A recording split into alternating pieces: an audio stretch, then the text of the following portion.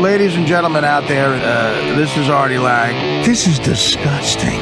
Everybody's too nice now. We're all so nice, aren't we? But the thing is, we're not nice. Secretly, we're mean. That's essentially the show. It is funny. I cannot be a bigger just blob of nothingness and negativity. Party time. You want to get a little limbo dance going? Come on, I'll do it. The third person at the table was the bottom of my stomach. With hair and paleness and stretch marks. American nightmare. Weight like a spider. And this talks about every controversial subject you can imagine. Shock Jock Artie Lang on Media Day. Can't be with that sweet stuff. Nah. Smack the sugar right out of you. Hey, welcome to The Breakfast Show, the Artie Quitter podcast. Big news, Matarese here, Cotton not. What happened? Matarese shows up today, and I'm happy to have him back. Christopher Cotton, it's kind of tragic what happened with Christopher. I'll get into that later. You guys, if you heard yesterday's show, know about the Bronx Zoo called us, and sadly enough, I sold Christopher down the river, which is why he's not here. I'll get into that in a second. Geno Bisconte is here, another great comedian. Geno, how are you? Hey, buddy. I'm doing great. Excited about the Super Bowl. Back for his second appearance, and there's so much shit going on with the Super Bowl. We just watched the latest in the mentally ill Marshawn Lynch fucking tour of disgustingness. I mean, at this point, he's just being an asshole. He just had another press conference where he just said, "You know why I'm here. You know why I'm here." That's the new thing. And in you could his defense, say he was changing the pronouns. Yeah, they right. know, she knows. You could say I'm here so I won't get fined. that's yesterday. Yeah. But today he said, you know why I'm here. You know why I'm here. And, look, you could say he wins because we're talking about him, but that's the point I'm making. He claims to be shy and not media savvy, so feel sorry for me. This is why I'm doing this. But he's not. Joe made the point when we were watching it before he went on the air. He is media savvy. He's clearly playing it like a fiddle. Leon Lett. I heard Michael Irvin get interviewed today on The Fan, and he made such a good point. He didn't really come out and bash Lynch, but in an indirect way, he was making the point against Lynch in the sense that Leon Lett, who was a great player, defensive tackle, I believe, for the Cowboys, back in their dynasty years in the 90s with Aikman and Irvin and Emmitt Smith, he truly was afraid of the media. He was not a good speaker, and he was nervous. He wasn't good. And when he was in front of the cameras and the microphones getting asked questions, he physically looked ill. He would stutter, he would sweat, and you really felt bad for the guy. Lynch is not doing any of that. Lynch is just, playing the game. And he's, talk about media savvy, he's wearing a hat, which supposedly, according to Adam Schechter, is against the rules. He could get fined for that. He's wearing a hat with a logo on it. That's based on something he's selling on his website. I guess the NFL lets these players sell shit on their websites now. They create their own logo, and he was wearing a hat with the logo on it. On media day, you're not allowed to do that, so he might get fined anyway. But, I mean, he's media savvy, and he's trying to make believe like he's not, feel sorry for me, and that's all complete bullshit. He's just acting like an asshole, and a pompous asshole. Joe, your thoughts? I agree 100% with that. What you just said, right? Because it did. It came across lazy more than uncomfortable. Yeah, well, just I want to make you guys look like idiots. He's business savvy is what he is. This is Geno Bisconte. Because let me tell you what he's doing. It's like a constant... You tell me what he's doing, Let me tell you people, and by you people, I don't mean your 3 black listeners. I mean you guys in the studio. 8. I'm sorry. Let me explain something. It's a constant business loop. He gets money from Skittles, which pays all these things, and when he goes there, and you said it, he's media savvy. He creates his persona. Wait, this has something to do with Skittles? It's got him not answering questions? Well, I'm just saying all the money he gets fined. Whether it be for wearing the hat or not talking to the media or being a Raven rather than a Seahawk, repeating the same phrase over and over again. Right. Or if it's just when he wanted to wear gold cleats in that game against against the Packers. All these fines are getting paid by all the advertising rev he does, whether it's for Skittles. He's doing an ad in Seattle for a plumbing service. But wait a minute. Is Skittles paying extra for the fines, or he's just taking it out of the I'm just saying money all the anyway? money he's making from his endorsements. Okay, but it's still his money. It is his money, but do you understand, if you sit there and just, be a regular clean-cut guy that's just, and I'm not saying it's one of two options, but he's not concerned about the money he's making, because every time he gets up there and does what we're talking about here, furthering the image of Marshawn Lynch, he's he's getting more endorsement deals and getting, just more exposure and more people driven to his website to buy the hat that he's wearing. So he's making money. It's like paying money in fines to make money for your image and, get your brand out. Well, I don't know. His image, it might backfire on him because at this point, any non-Seahawk fan, he's pigeonholing his fan base. Because if you're not a Seahawk fan, you think he's an asshole. I mean, that's what I think the sentiment is, right? He definitely, he looks like an asshole.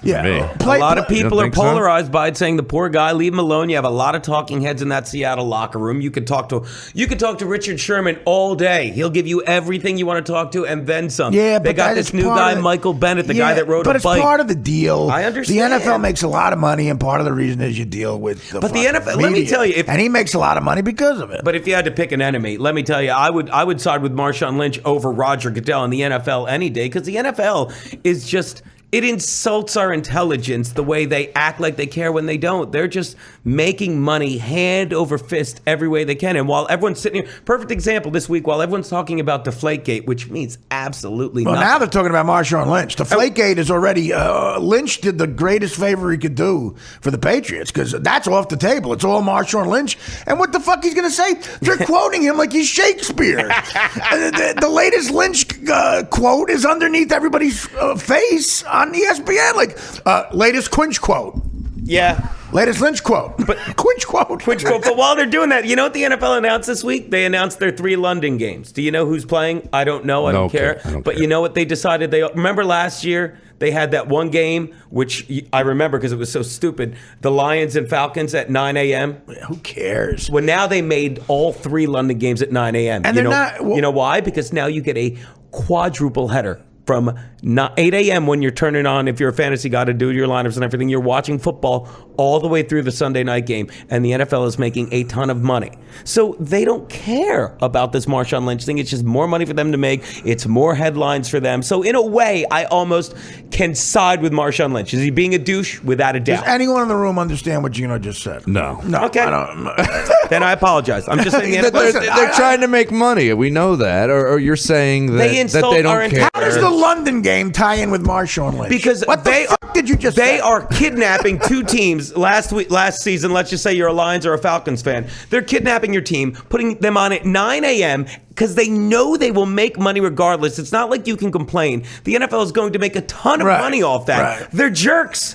And then they do these no more ads, which I'm sorry, I'm offended by. I agree with you because that's just damage control. You got Ray Rice knocking out this woman in an elevator, he's fucking Mike Tyson. Knocked her out for a half an hour. And what do they do now? These no more ads come out. It's so disgusting. And it is so disgusting. Let me be dead serious because I talk about my niece and nephew all the time. We love football. We're watching a football Believe me, game. we know. I didn't know. That ad comes on. My 10-year-old nephew looks at me and goes, "Uncle Geno, what's this?" Because my nephew lives in and you say it's my cock. Right.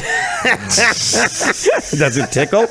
But he doesn't understand what a domestic violence ad is because he lives in a normal household. But then they're introducing this concept. How old is he? He's 10. He shouldn't understand. My son's 7. He understands. That's because your wife can't cook. But in my house. What? Wait a minute. So your son is 7 and he understands the domestic violence situation? A little bit. I mean, yeah, because I had to explain it to him. Right, because the NFL made. Why do you have to explain it to him? Because the NFL My kids have yet to ski. I'm not going to tell you how to. I'm not going to tell you how to parent. Okay. Because you're doing something really right. Should. He seems like a good kid, and your wife is there. Thank God, is the voice of reason. But why do you have to sit him down at 7 years old and explain domestic violence? I'll explain this because that clip was on TV so much, and he saw it. I'm sorry, I'm going to interrupt. And proving my point, the NFL is forcing the issue down your innocent son's throat. Not unlike a Catholic priest. But my point is forcing you to address the issue, and you're going to sit there and say Marshawn Lynch is a bad guy because he's saying the same word over and over again? I'm going to say, I don't know what you're talking about. All right, yeah, I could see a comparison to this, but not to the London. Understand why men hit women, which they shouldn't do. Most of the time. Well, listen, let me tell you something. I just think that you could let your 7-year-old slide with it. I don't think you have to. Because when you try to explain it to a 7-year-old, you can only dig a deeper hole. He doesn't know what's going on.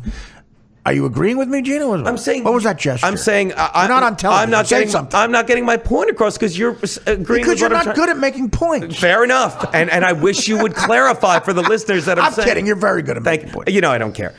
Please, I'm saying this is the NFL that has forced the issue that no one should have to talk about because Ray Rice is a goddamn animal. Well, but this is the NFL. What he did was that. I mean, if you hit a woman like that, you have something evil in you. I mean, that was a left hook. We're not talking about a smack. We're not talking about you don't look nobody in the eye. You don't say goodnight to nobody. Get your coat. You don't say goodbye to nobody. Get your coat. You don't say goodnight to nobody. That is a left hook like Frazier hit Ali with in the last round. But the NFL, in pretending they care, put these ads on that we all agree. It is insulting. I agree. It's insulting. It's offensive. I got Shylocks. So now let me ask you. I got three Shylocks I got to feed. You ain't lonely. So now let me ask you two Ginzos. What do you think is more offensive? Marshawn Lynch getting in front of a microphone saying, I'm just here so I don't get fined, or the way the NFL insults our intelligence, takes our money, and makes us tell our children about you're mixing it up. I'm not offended by Marshawn Lynch. I just think he's an asshole. Right. Offensive is But I think Roger Goodell is a bigger different. asshole. That's my point. Remember this conversation we started 3 hours ago? I think Roger Goodell is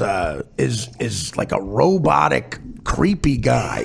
I do, and is he evil? I don't know. I don't think so. I don't think the man's evil.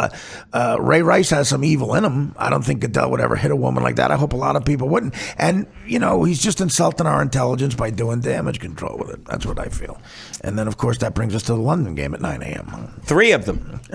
Are they really going to try to have a franchise in London? I don't know. How stupid would that be? Yeah. All right, I'm back to the Marshawn Lynch thing. It just came into my head. Ugh, All that right. took long enough. Either I'd rather see him not speak. Like, you're fine. He should still be fine. He will get for what fined just if he did, doesn't speak. But he should still be fined for that. Well, because that was more annoying. I know, but now you're getting into an area. How do you word that? How do you codify that into some sort of rule where you go, okay, you have to show up and the answers have to make sense. They have to be concise. They have to be at least 5 sentences long. What do you make the guy do? Have a judge there ruling it. Well, you got your boy on later. He's a huge Seahawks fan. It should be interesting to see what he thinks. Oh, well, Craig Gass. I didn't want to tip it. Don't if you didn't think want being to. part of the pro athlete, one of the reasons you get the money is you have to do this stuff. You're in the limelight. I just said that it's part of generating the money that you make. Right. Is dealing with the media. And now, if you really have an issue like Leon Lett did, where you're clearly emotionally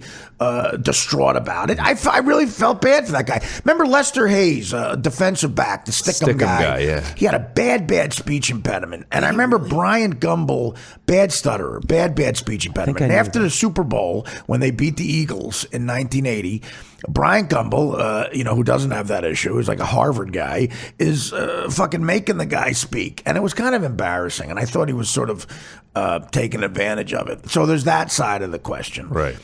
Okay, I feel bad for Hayes and a guy like Leon Lett. That's what do you make those people do? Do you make them not have to go? You make them exempt because they're truly physically and emotionally distraught by it? What I'm saying is Lynch is the direct fucking opposite. He knows what he's doing. He's not a stutterer. He's not sweating.